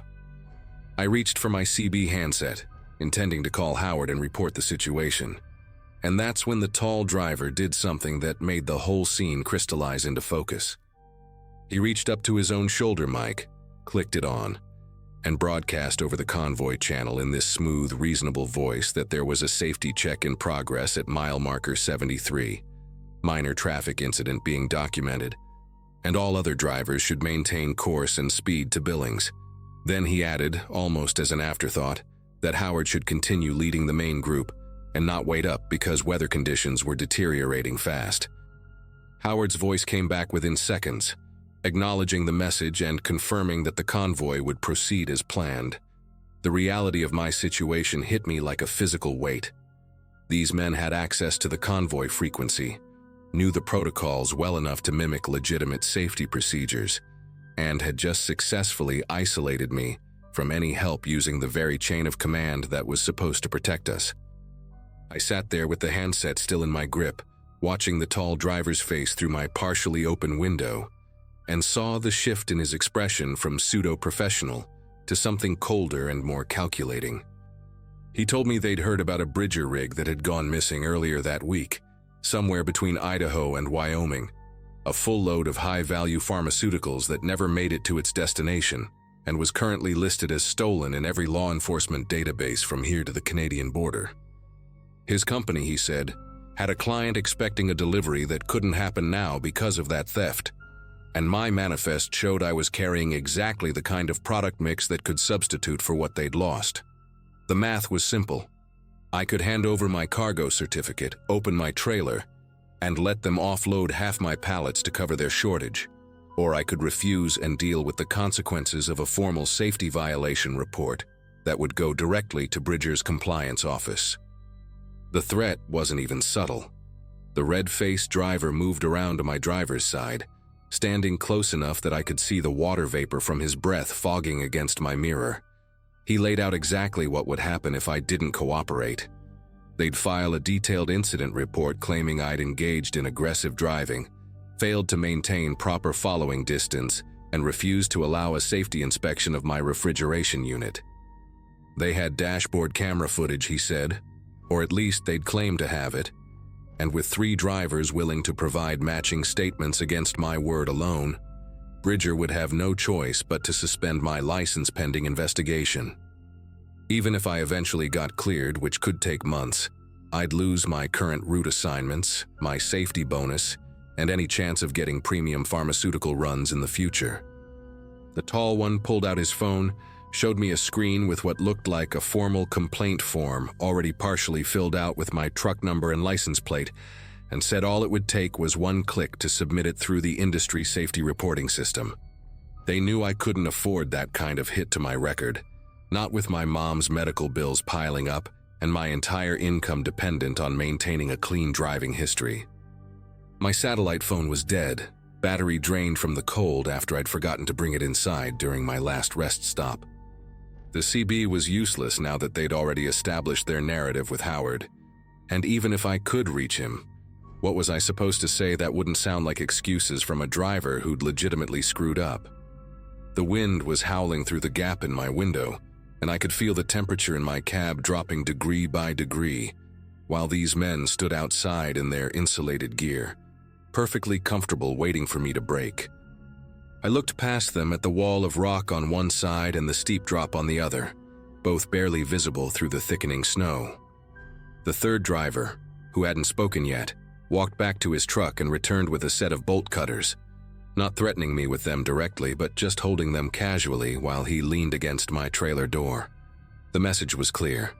I could open it voluntarily, or they'd open it themselves and add destruction of property to their fictional incident report. My hands were shaking now. Not from fear exactly, but from this sick combination of rage and helplessness that comes from knowing you're being robbed in slow motion, and there's not a single person coming to help you.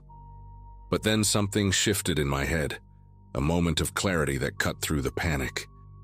These men were drivers, which meant they were on a schedule just like me, and this mountain pass was going to be completely impassable within the next few hours, based on the weather reports I'd checked before leaving Logan. They needed this done fast, which meant they were banking on me being too scared or too exhausted to call their bluff. I rolled my window down another inch, just enough to make eye contact with the tall one, and told him in the steadiest voice I could manage that I needed to see his operating authority number and his company's safety rating documentation before I'd even consider opening my trailer. It was a completely reasonable request under actual DOT regulations, the kind of thing any driver should be able to produce instantly if they're legitimately affiliated with a registered carrier. His face changed immediately, that professional mask slipping just enough for me to see the calculation happening behind his eyes. He started to respond, probably with another threat, but I cut him off and said I was also going to need the incident timestamped and location verified through the convoy's GPS coordination system, which Bridger monitored in real time for all pharmaceutical loads. That part was partially a bluff, since I wasn't entirely sure how closely dispatch actually watched our GPS pings during active runs, but it was enough to plant doubt. The three men exchanged glances, and I watched the dynamic shift in real time. The red-faced one stepped back from my passenger door, his aggressive posture deflating slightly. The tall driver with the goatee tried to maintain control, launching into another explanation about how they were all registered carriers with Summit Freight, and this was standard procedure for convoy incidents. But his voice had lost that authoritative edge. I interrupted him again, louder this time, and said that if this was legitimate, then he wouldn't have any problem with me documenting everything on my dashboard camera and uploading it to Bridger's incident server before we proceeded. I didn't actually have a functioning dashboard camera. The mount had broken 2 months earlier, and I'd been too broke to replace it, but he had no way of knowing that. I reached for my sun visor like I was adjusting a camera angle and watched his face go through this rapid series of calculations. The wind hammered against my rig hard enough to rock it slightly, and I could see fresh snow accumulating on their shoulders and hoods at a rate that meant the pass was going to be undrivable within the hour. They were running out of time and they knew it. The tall one made one final attempt, his voice hardening as he said I was making a serious mistake by being uncooperative, that I clearly didn't understand how the industry worked or what happened to drivers who got reputations as troublemakers. But even as he said it, he was already backing toward his freightliner, and the other two were moving toward their own rigs. The whole confrontation had lasted maybe 15 minutes, though it had felt like hours, and now they were retreating because the risk calculation had shifted against them. If I actually had cameras, if dispatch actually was monitoring my GPS closely, if I actually followed through on documenting their operating authority and filing my own report, then they'd be the ones facing scrutiny instead of me. The third driver with the bolt cutters tossed them into his cab and slammed the door without looking back. Within 2 minutes, all 3 trucks had fired up their engines, maneuvered out of the turnout in a chaos of reversing and repositioning that nearly put one of them into the ditch, and disappeared up the mountain road ahead of me. I sat there alone in the turnout with my engine idling, and my whole body shaking from adrenaline dump, watching their taillights fade into the white curtain of snow until there was nothing left but the howling wind and the knowledge that I'd just barely avoided something that could have destroyed everything I'd worked for. I waited another 5 minutes to make sure they were really gone, then pulled back onto the highway and drove the rest of the pass at maybe 20 miles per hour. My hands welded to the steering wheel, and my mind replaying every moment of that encounter on an endless loop. I never saw those trucks again, never heard their voices on the CB, and when I finally rolled into the Billings distribution center 8 hours later, exhausted and wired and still half convinced they might be waiting for me somewhere, my load was intact, and my manifest was clean, and nobody at Bridger ever knew how close they'd come to losing an entire shipment to a coordinated theft disguised as a safety check.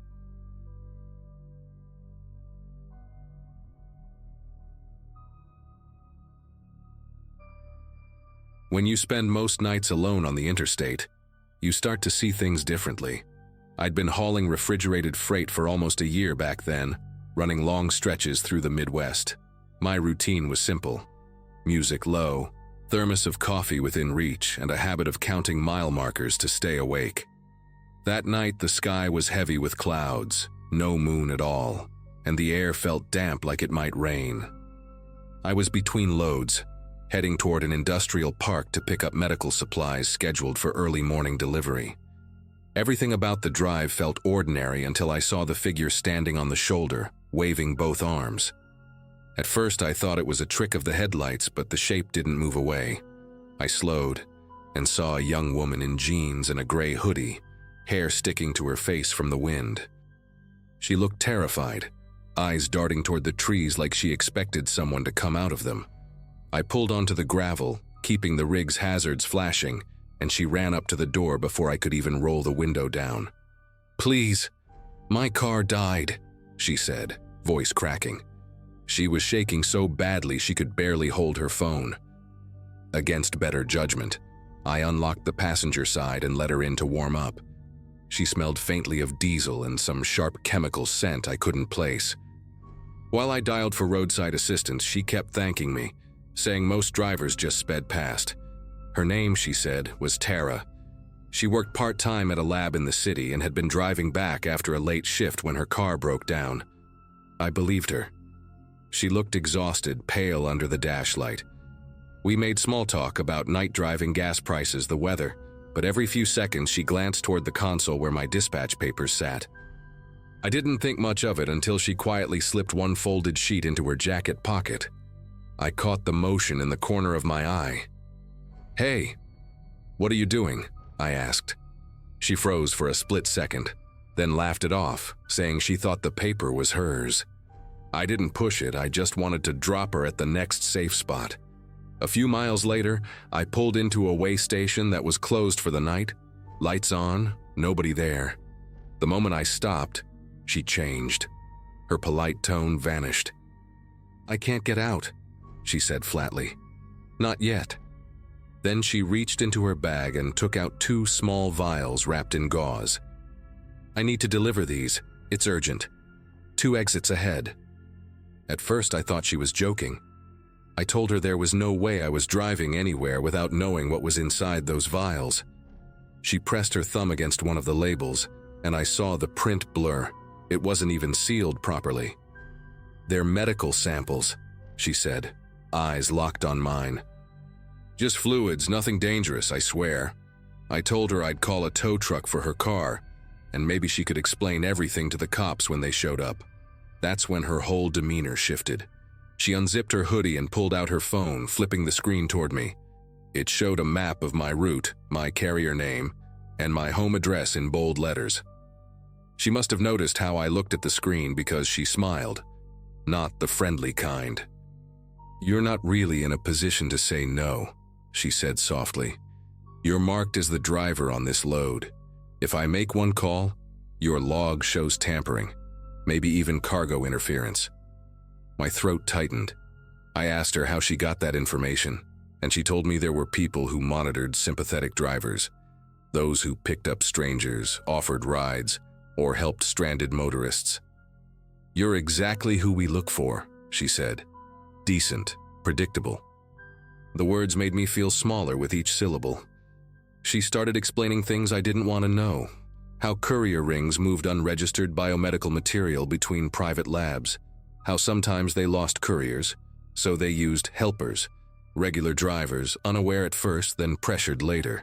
She said those who refused were blacklisted. "It's easy," she went on. "All they have to do is file a report.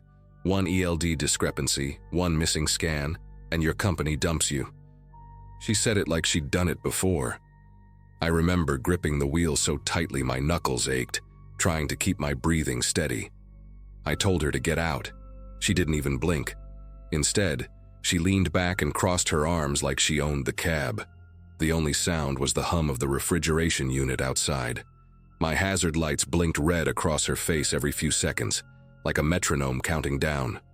I tried reasoning, told her she could walk, that I wouldn't tell anyone. She said she'd already sent messages to her people, sharing my truck number and location. "You can't disappear," she added quietly. "You drive on public roads. You leave a trail every day." For the first time in my life, I wished the way station wasn't so empty. I sat there for what felt like forever, headlights sweeping past from the highway now and then, each one briefly lighting her face. I knew if I panicked, I'd lose control of the situation completely. So I did the only thing I could think of. I played along. I told her fine, I'd take her 2 exits down.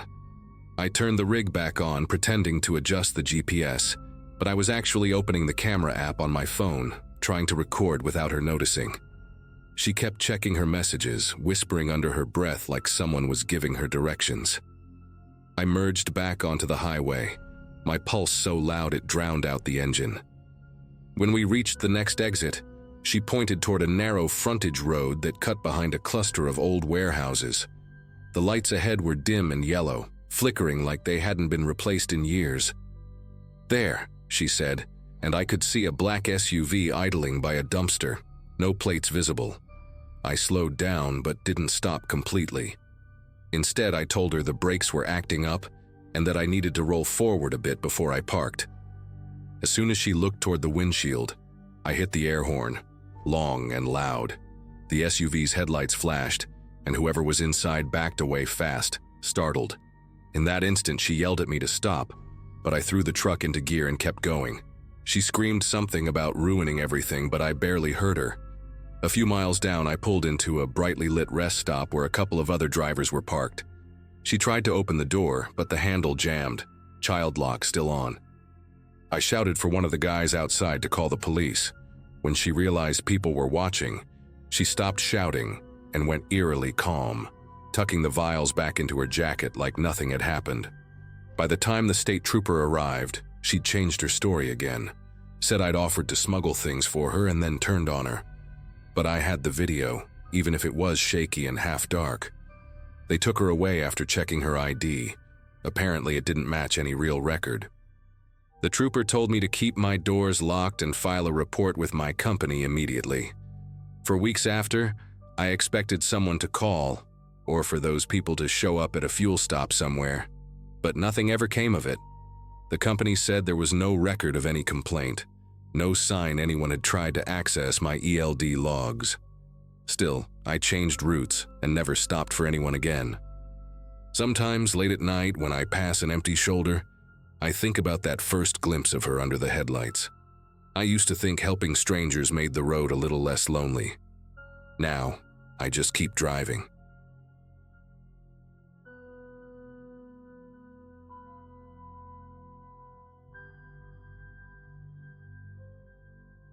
I've been driving long-haul routes for nearly 15 years, mostly through the Midwest. Back then, I had a habit of stopping at the same small rest area off I-70. Nothing big, just 2 gas pumps, a diner with 5 booths, and a vending machine that always ate my quarters. The kind of place you remember because it breaks up the monotony of endless miles. I'd been there maybe a dozen times over the years, enough for the waitress to start recognizing me. Her name was Lila, I think, red hair tied up with a pencil, and that habit of humming old country tunes while refilling coffee. That week started like any other. I left St. Clair County before dawn, planning to make it to Denver by nightfall. Around mid-morning, I reached the exit where the rest stop always sat. The big blue sign that used to say, "Fuel, Food, Restrooms" was gone. At first, I thought maybe construction crews were redoing the entrance, but when I pulled in, the asphalt was cracked and overgrown. The gas station canopy still stood, but the pumps were missing entirely, just metal stubs jutting from concrete like broken teeth. I parked the truck, got out, and stood there for a minute trying to piece it together. The diner windows were boarded up from the inside. The menu sign faded into a ghost of its old self. No tire marks, no trash, no evidence anyone had been there in months. Even the air felt still, like the whole place had been vacuum sealed. I walked around back, half expecting to find a closed for renovation notice, but there wasn't a trace. Just silence and wind whistling through an empty ice freezer. Confused, I decided to stop at the next town a few miles down the highway. I pulled into a small diner off Main Street, grabbed a coffee, and asked the lady behind the counter what happened to the rest area down the road. She looked at me like I'd asked about a dream. Said she'd lived there her whole life and never heard of any rest stop near that exit. When I tried explaining where it used to be, she laughed softly and said maybe I was mixing it up with somewhere else. But I knew that stretch of road like the back of my hand. I couldn't shake the weirdness. After finishing my coffee, I went back to the truck and pulled up my GPS history. Sure enough, it showed multiple stops at those same coordinates over the years. I even remembered refueling there last time, just a few months earlier. I had a receipt from the gas pump tucked in my logbook. When I checked, it was still there. the station's name, a timestamp, even the same exit number. But when I tried looking up the company online, there wasn't a single record of it. No listing, no business registration, nothing on Google Maps, just a blank spot surrounded by farmland. That night, parked at a truck stop outside Hayes, I started scrolling through old dashcam footage. It took a while, but I found a clip from a previous trip, clear as day, pulling into that exact rest area. You could see the diner's red neon sign flickering, a guy in coveralls fueling up his pickup, and that same blue logo on the gas canopy. But when I paused the frame and zoomed in, something about the background bothered me. There weren't any highway signs visible, no mile markers, no exit numbers, just darkness beyond the lot, like the whole thing existed in its own pocket of space. The next morning, I called the state highway department, hoping maybe it had been shut down for safety reasons. The operator checked their database and said there were only 2 official rest areas along that section of I-70, and neither matched the one I described. She even emailed me a map to prove it. I mentioned the receipt, but she said counterfeit branding isn't unheard of, and that I should contact the state police if I thought something shady was involved. That word, counterfeit, stuck with me the rest of the drive. So later that afternoon, I stopped by a patrol office off the interstate. The officer on duty, Sergeant Hill, listened to my story without interrupting. When I showed him the receipt and dashcam clip, he leaned closer to the screen, his expression tightening. He asked me to forward the footage to a specific email, then told me quietly that I wasn't the first driver to bring up a disappearing rest area. Apparently, others had reported similar locations, fake truck stops popping up overnight built by organized groups trying to skim electronic logs and cargo manifests from long-haul rigs. Sergeant Hill explained that the setup was sophisticated. These groups would scout quiet stretches of interstate, rent or buy old lots, and reconstruct fake rest stops with stolen signage and used equipment. They even installed dummy fuel pumps wired to hidden devices that read ELD ports when drivers connected for receipts or Wi-Fi. It looked legitimate enough. Logos, uniforms, receipts, everything. Then, when they had enough data, they'd target certain trucks carrying high-value cargo. By the time police got wind of it, the entire operation would vanish overnight, dismantled piece by piece before dawn. When I asked how they could pull it off without anyone noticing, he said they used stolen construction permits and unregistered trucks, working mostly after midnight. Locals thought it was state maintenance or contractors putting up a new facility. By the time daylight came, it looked like a normal, open rest stop. Then one night they'd load everything back up and disappear, leaving only concrete and weeds. Hill said they'd raided a few similar sites before, but most were wiped clean before evidence teams arrived. Driving home later that week, I passed that same exit again. I slowed down, staring at the empty lot, and for a second, I swore I saw faint tire tracks leading into the grass. Not fresh, but not completely gone either.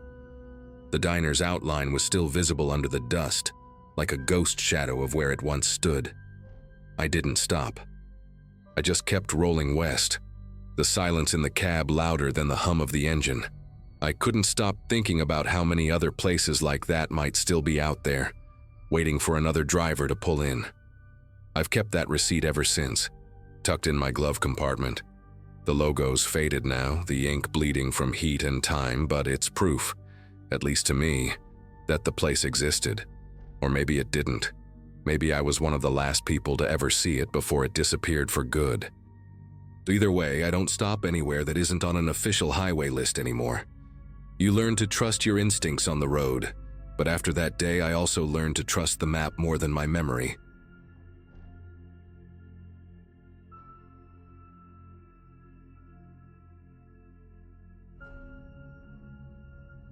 Name's Aaron Mitchell, and for the last few years I've run a refrigerated rig hauling boxed beef and poultry into grocery chain distribution docks.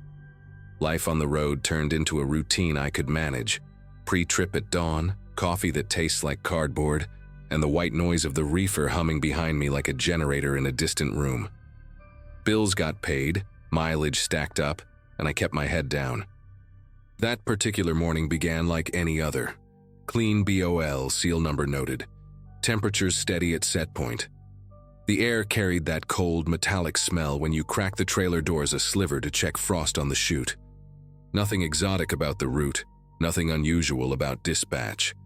Still, a thought kept pinging the back of my mind. The last 2 drops had shown weights a little lighter than what I'd scanned. Not a huge gap, just enough to raise an eyebrow. The seal on today's load looked fine at first glance, same color, same serial format. But the crimp had a tiny burr, like someone closed it with a tool that didn't belong to it. My notes from prior runs showed a different style of crimp entirely. Inside the trailer, the air felt too crisp for the temp reading on the unit. The probe said one number, my breath said another. The data line on the ELD recorded a short stop the night before, at a location I didn't recognize, just a code where a city tag usually lives. Dispatch brushed it off as a ping glitch when I called, telling me to make my window and quit worrying. I kept rolling toward the first dock, repeating the seal number out loud, trying to anchor it in my head. Little things matter with a reefer: weights, temps, seals. And today, the little things didn't quite line up. At the distribution yard, I backed into a door next to another reefer rig I'd seen on this route a handful of times. The driver climbed down. Caleb Foster, mid-30s, ball cap with a frayed brim, the kind of guy who keeps his gloves clipped to his belt so he never loses them. We traded quick hellos while the dock light went red. He mentioned his paperwork showed a shrink on the last run that didn't match what he'd scanned. I joked about ghost pallets, and he didn't laugh. When his turn came to open up, he pointed at his seal. Same color as mine, same serial style, same odd burr on the crimp. We compared BOLs right there on the bumper, and a chill ran through me that had nothing to do with the trailer. His recorded gross and my recorded gross were mirror images, like someone swapped items between 2 nearly identical loads. We pulled our ELD temp graphs and laid the phones side by side on the dock plate. Both showed a tiny temperature ripple around the same time overnight. Less than a degree, barely a hiccup, but visible if you knew how to read the slope. His log, like mine, had that mysterious stop code with no location tag, sandwiched between miles that should have been continuous. The receiving clerk called out that my door was going green, but I held back. If we swung the doors and something didn't match, it would be on us. We asked for a supervisor and requested a witnessed break of the seal with a scale ticket at the dock. The clerk frowned, made a call, and came back with a new tone in his voice. "You two wait here." The dock light stayed stubbornly red, and the hum of the building felt suddenly louder, like we'd stepped into a machine that just noticed us.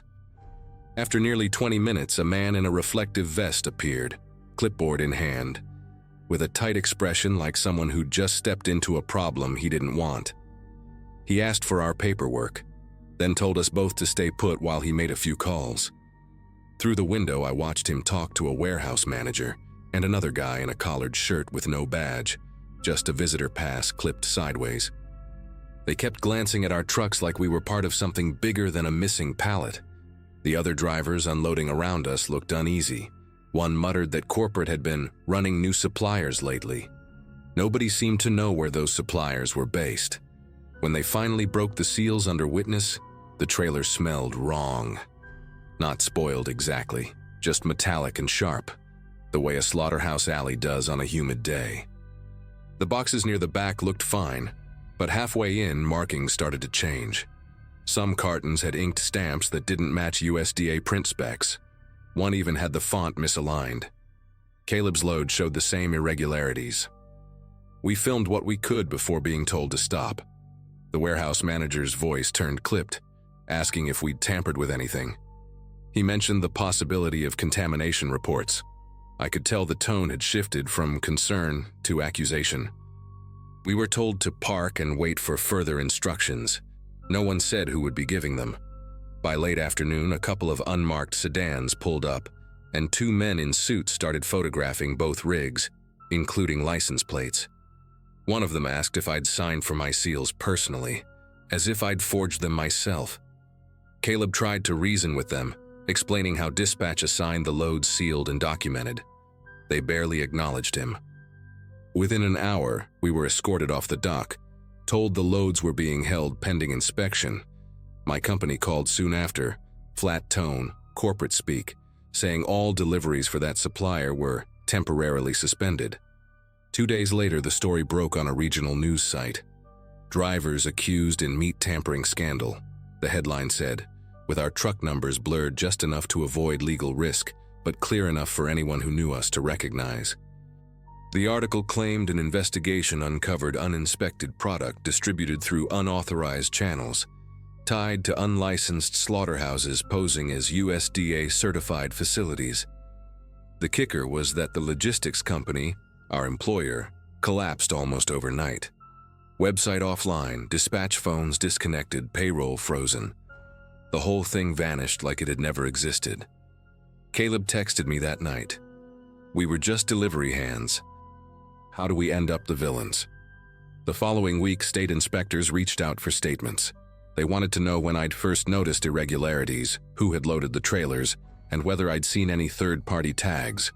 I told them everything. The mismatched seals, the off readings, the duplicate stops on the logs. They listened, nodded, and promised follow-up. But the official report that came out later barely mentioned the drivers.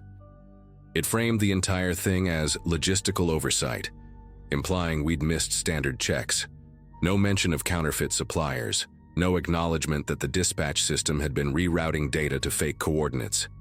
They needed scapegoats to make the story neat for the evening news, and 2 haulers fit the role perfectly. Caleb tried to find a lawyer, but every firm he contacted dropped him once they realized how messy the case was. I filed unemployment and waited for someone to tell me what came next. Weeks passed in silence. Every time I heard a reefer unit start up on a passing truck, it felt like a reminder of how quickly something ordinary can turn into evidence. One afternoon, a man in plain clothes came by my apartment with a card that had no department name, just a phone number. He said off the record that investigators had traced the missing product to warehouse shells leased under fake business names. The people behind it had scrubbed their trail so clean that even the leasing agents didn't know who paid them. Months later, I started hauling again for a smaller outfit, sticking mostly to regional runs. I still check every seal twice, compare serials to the log, and avoid night pickups whenever possible. Sometimes I think about how easy it was for an entire operation to exist in plain sight, using drivers like me as camouflage. Those counterfeit seals were the perfect disguise, small, ordinary details that no one questions until the numbers stop adding up. I kept one of them, the one from that last run, sealed in a plastic bag inside my glove box. A reminder that trust on the road isn't guaranteed, not even from the company whose name is painted on your trailer. I've told this story a few times, mostly to rookies at truck stops who think the scariest part of the job is fatigue or bad weather. They laugh until they realize how quiet the industry gets when something like this happens. The truth is, the most dangerous thing out here isn't what's on the road. It's what hides behind paperwork that looks official. I used to think I understood the business I worked in. Now, every manifest feels like a mystery waiting to unfold, one barcode at a time.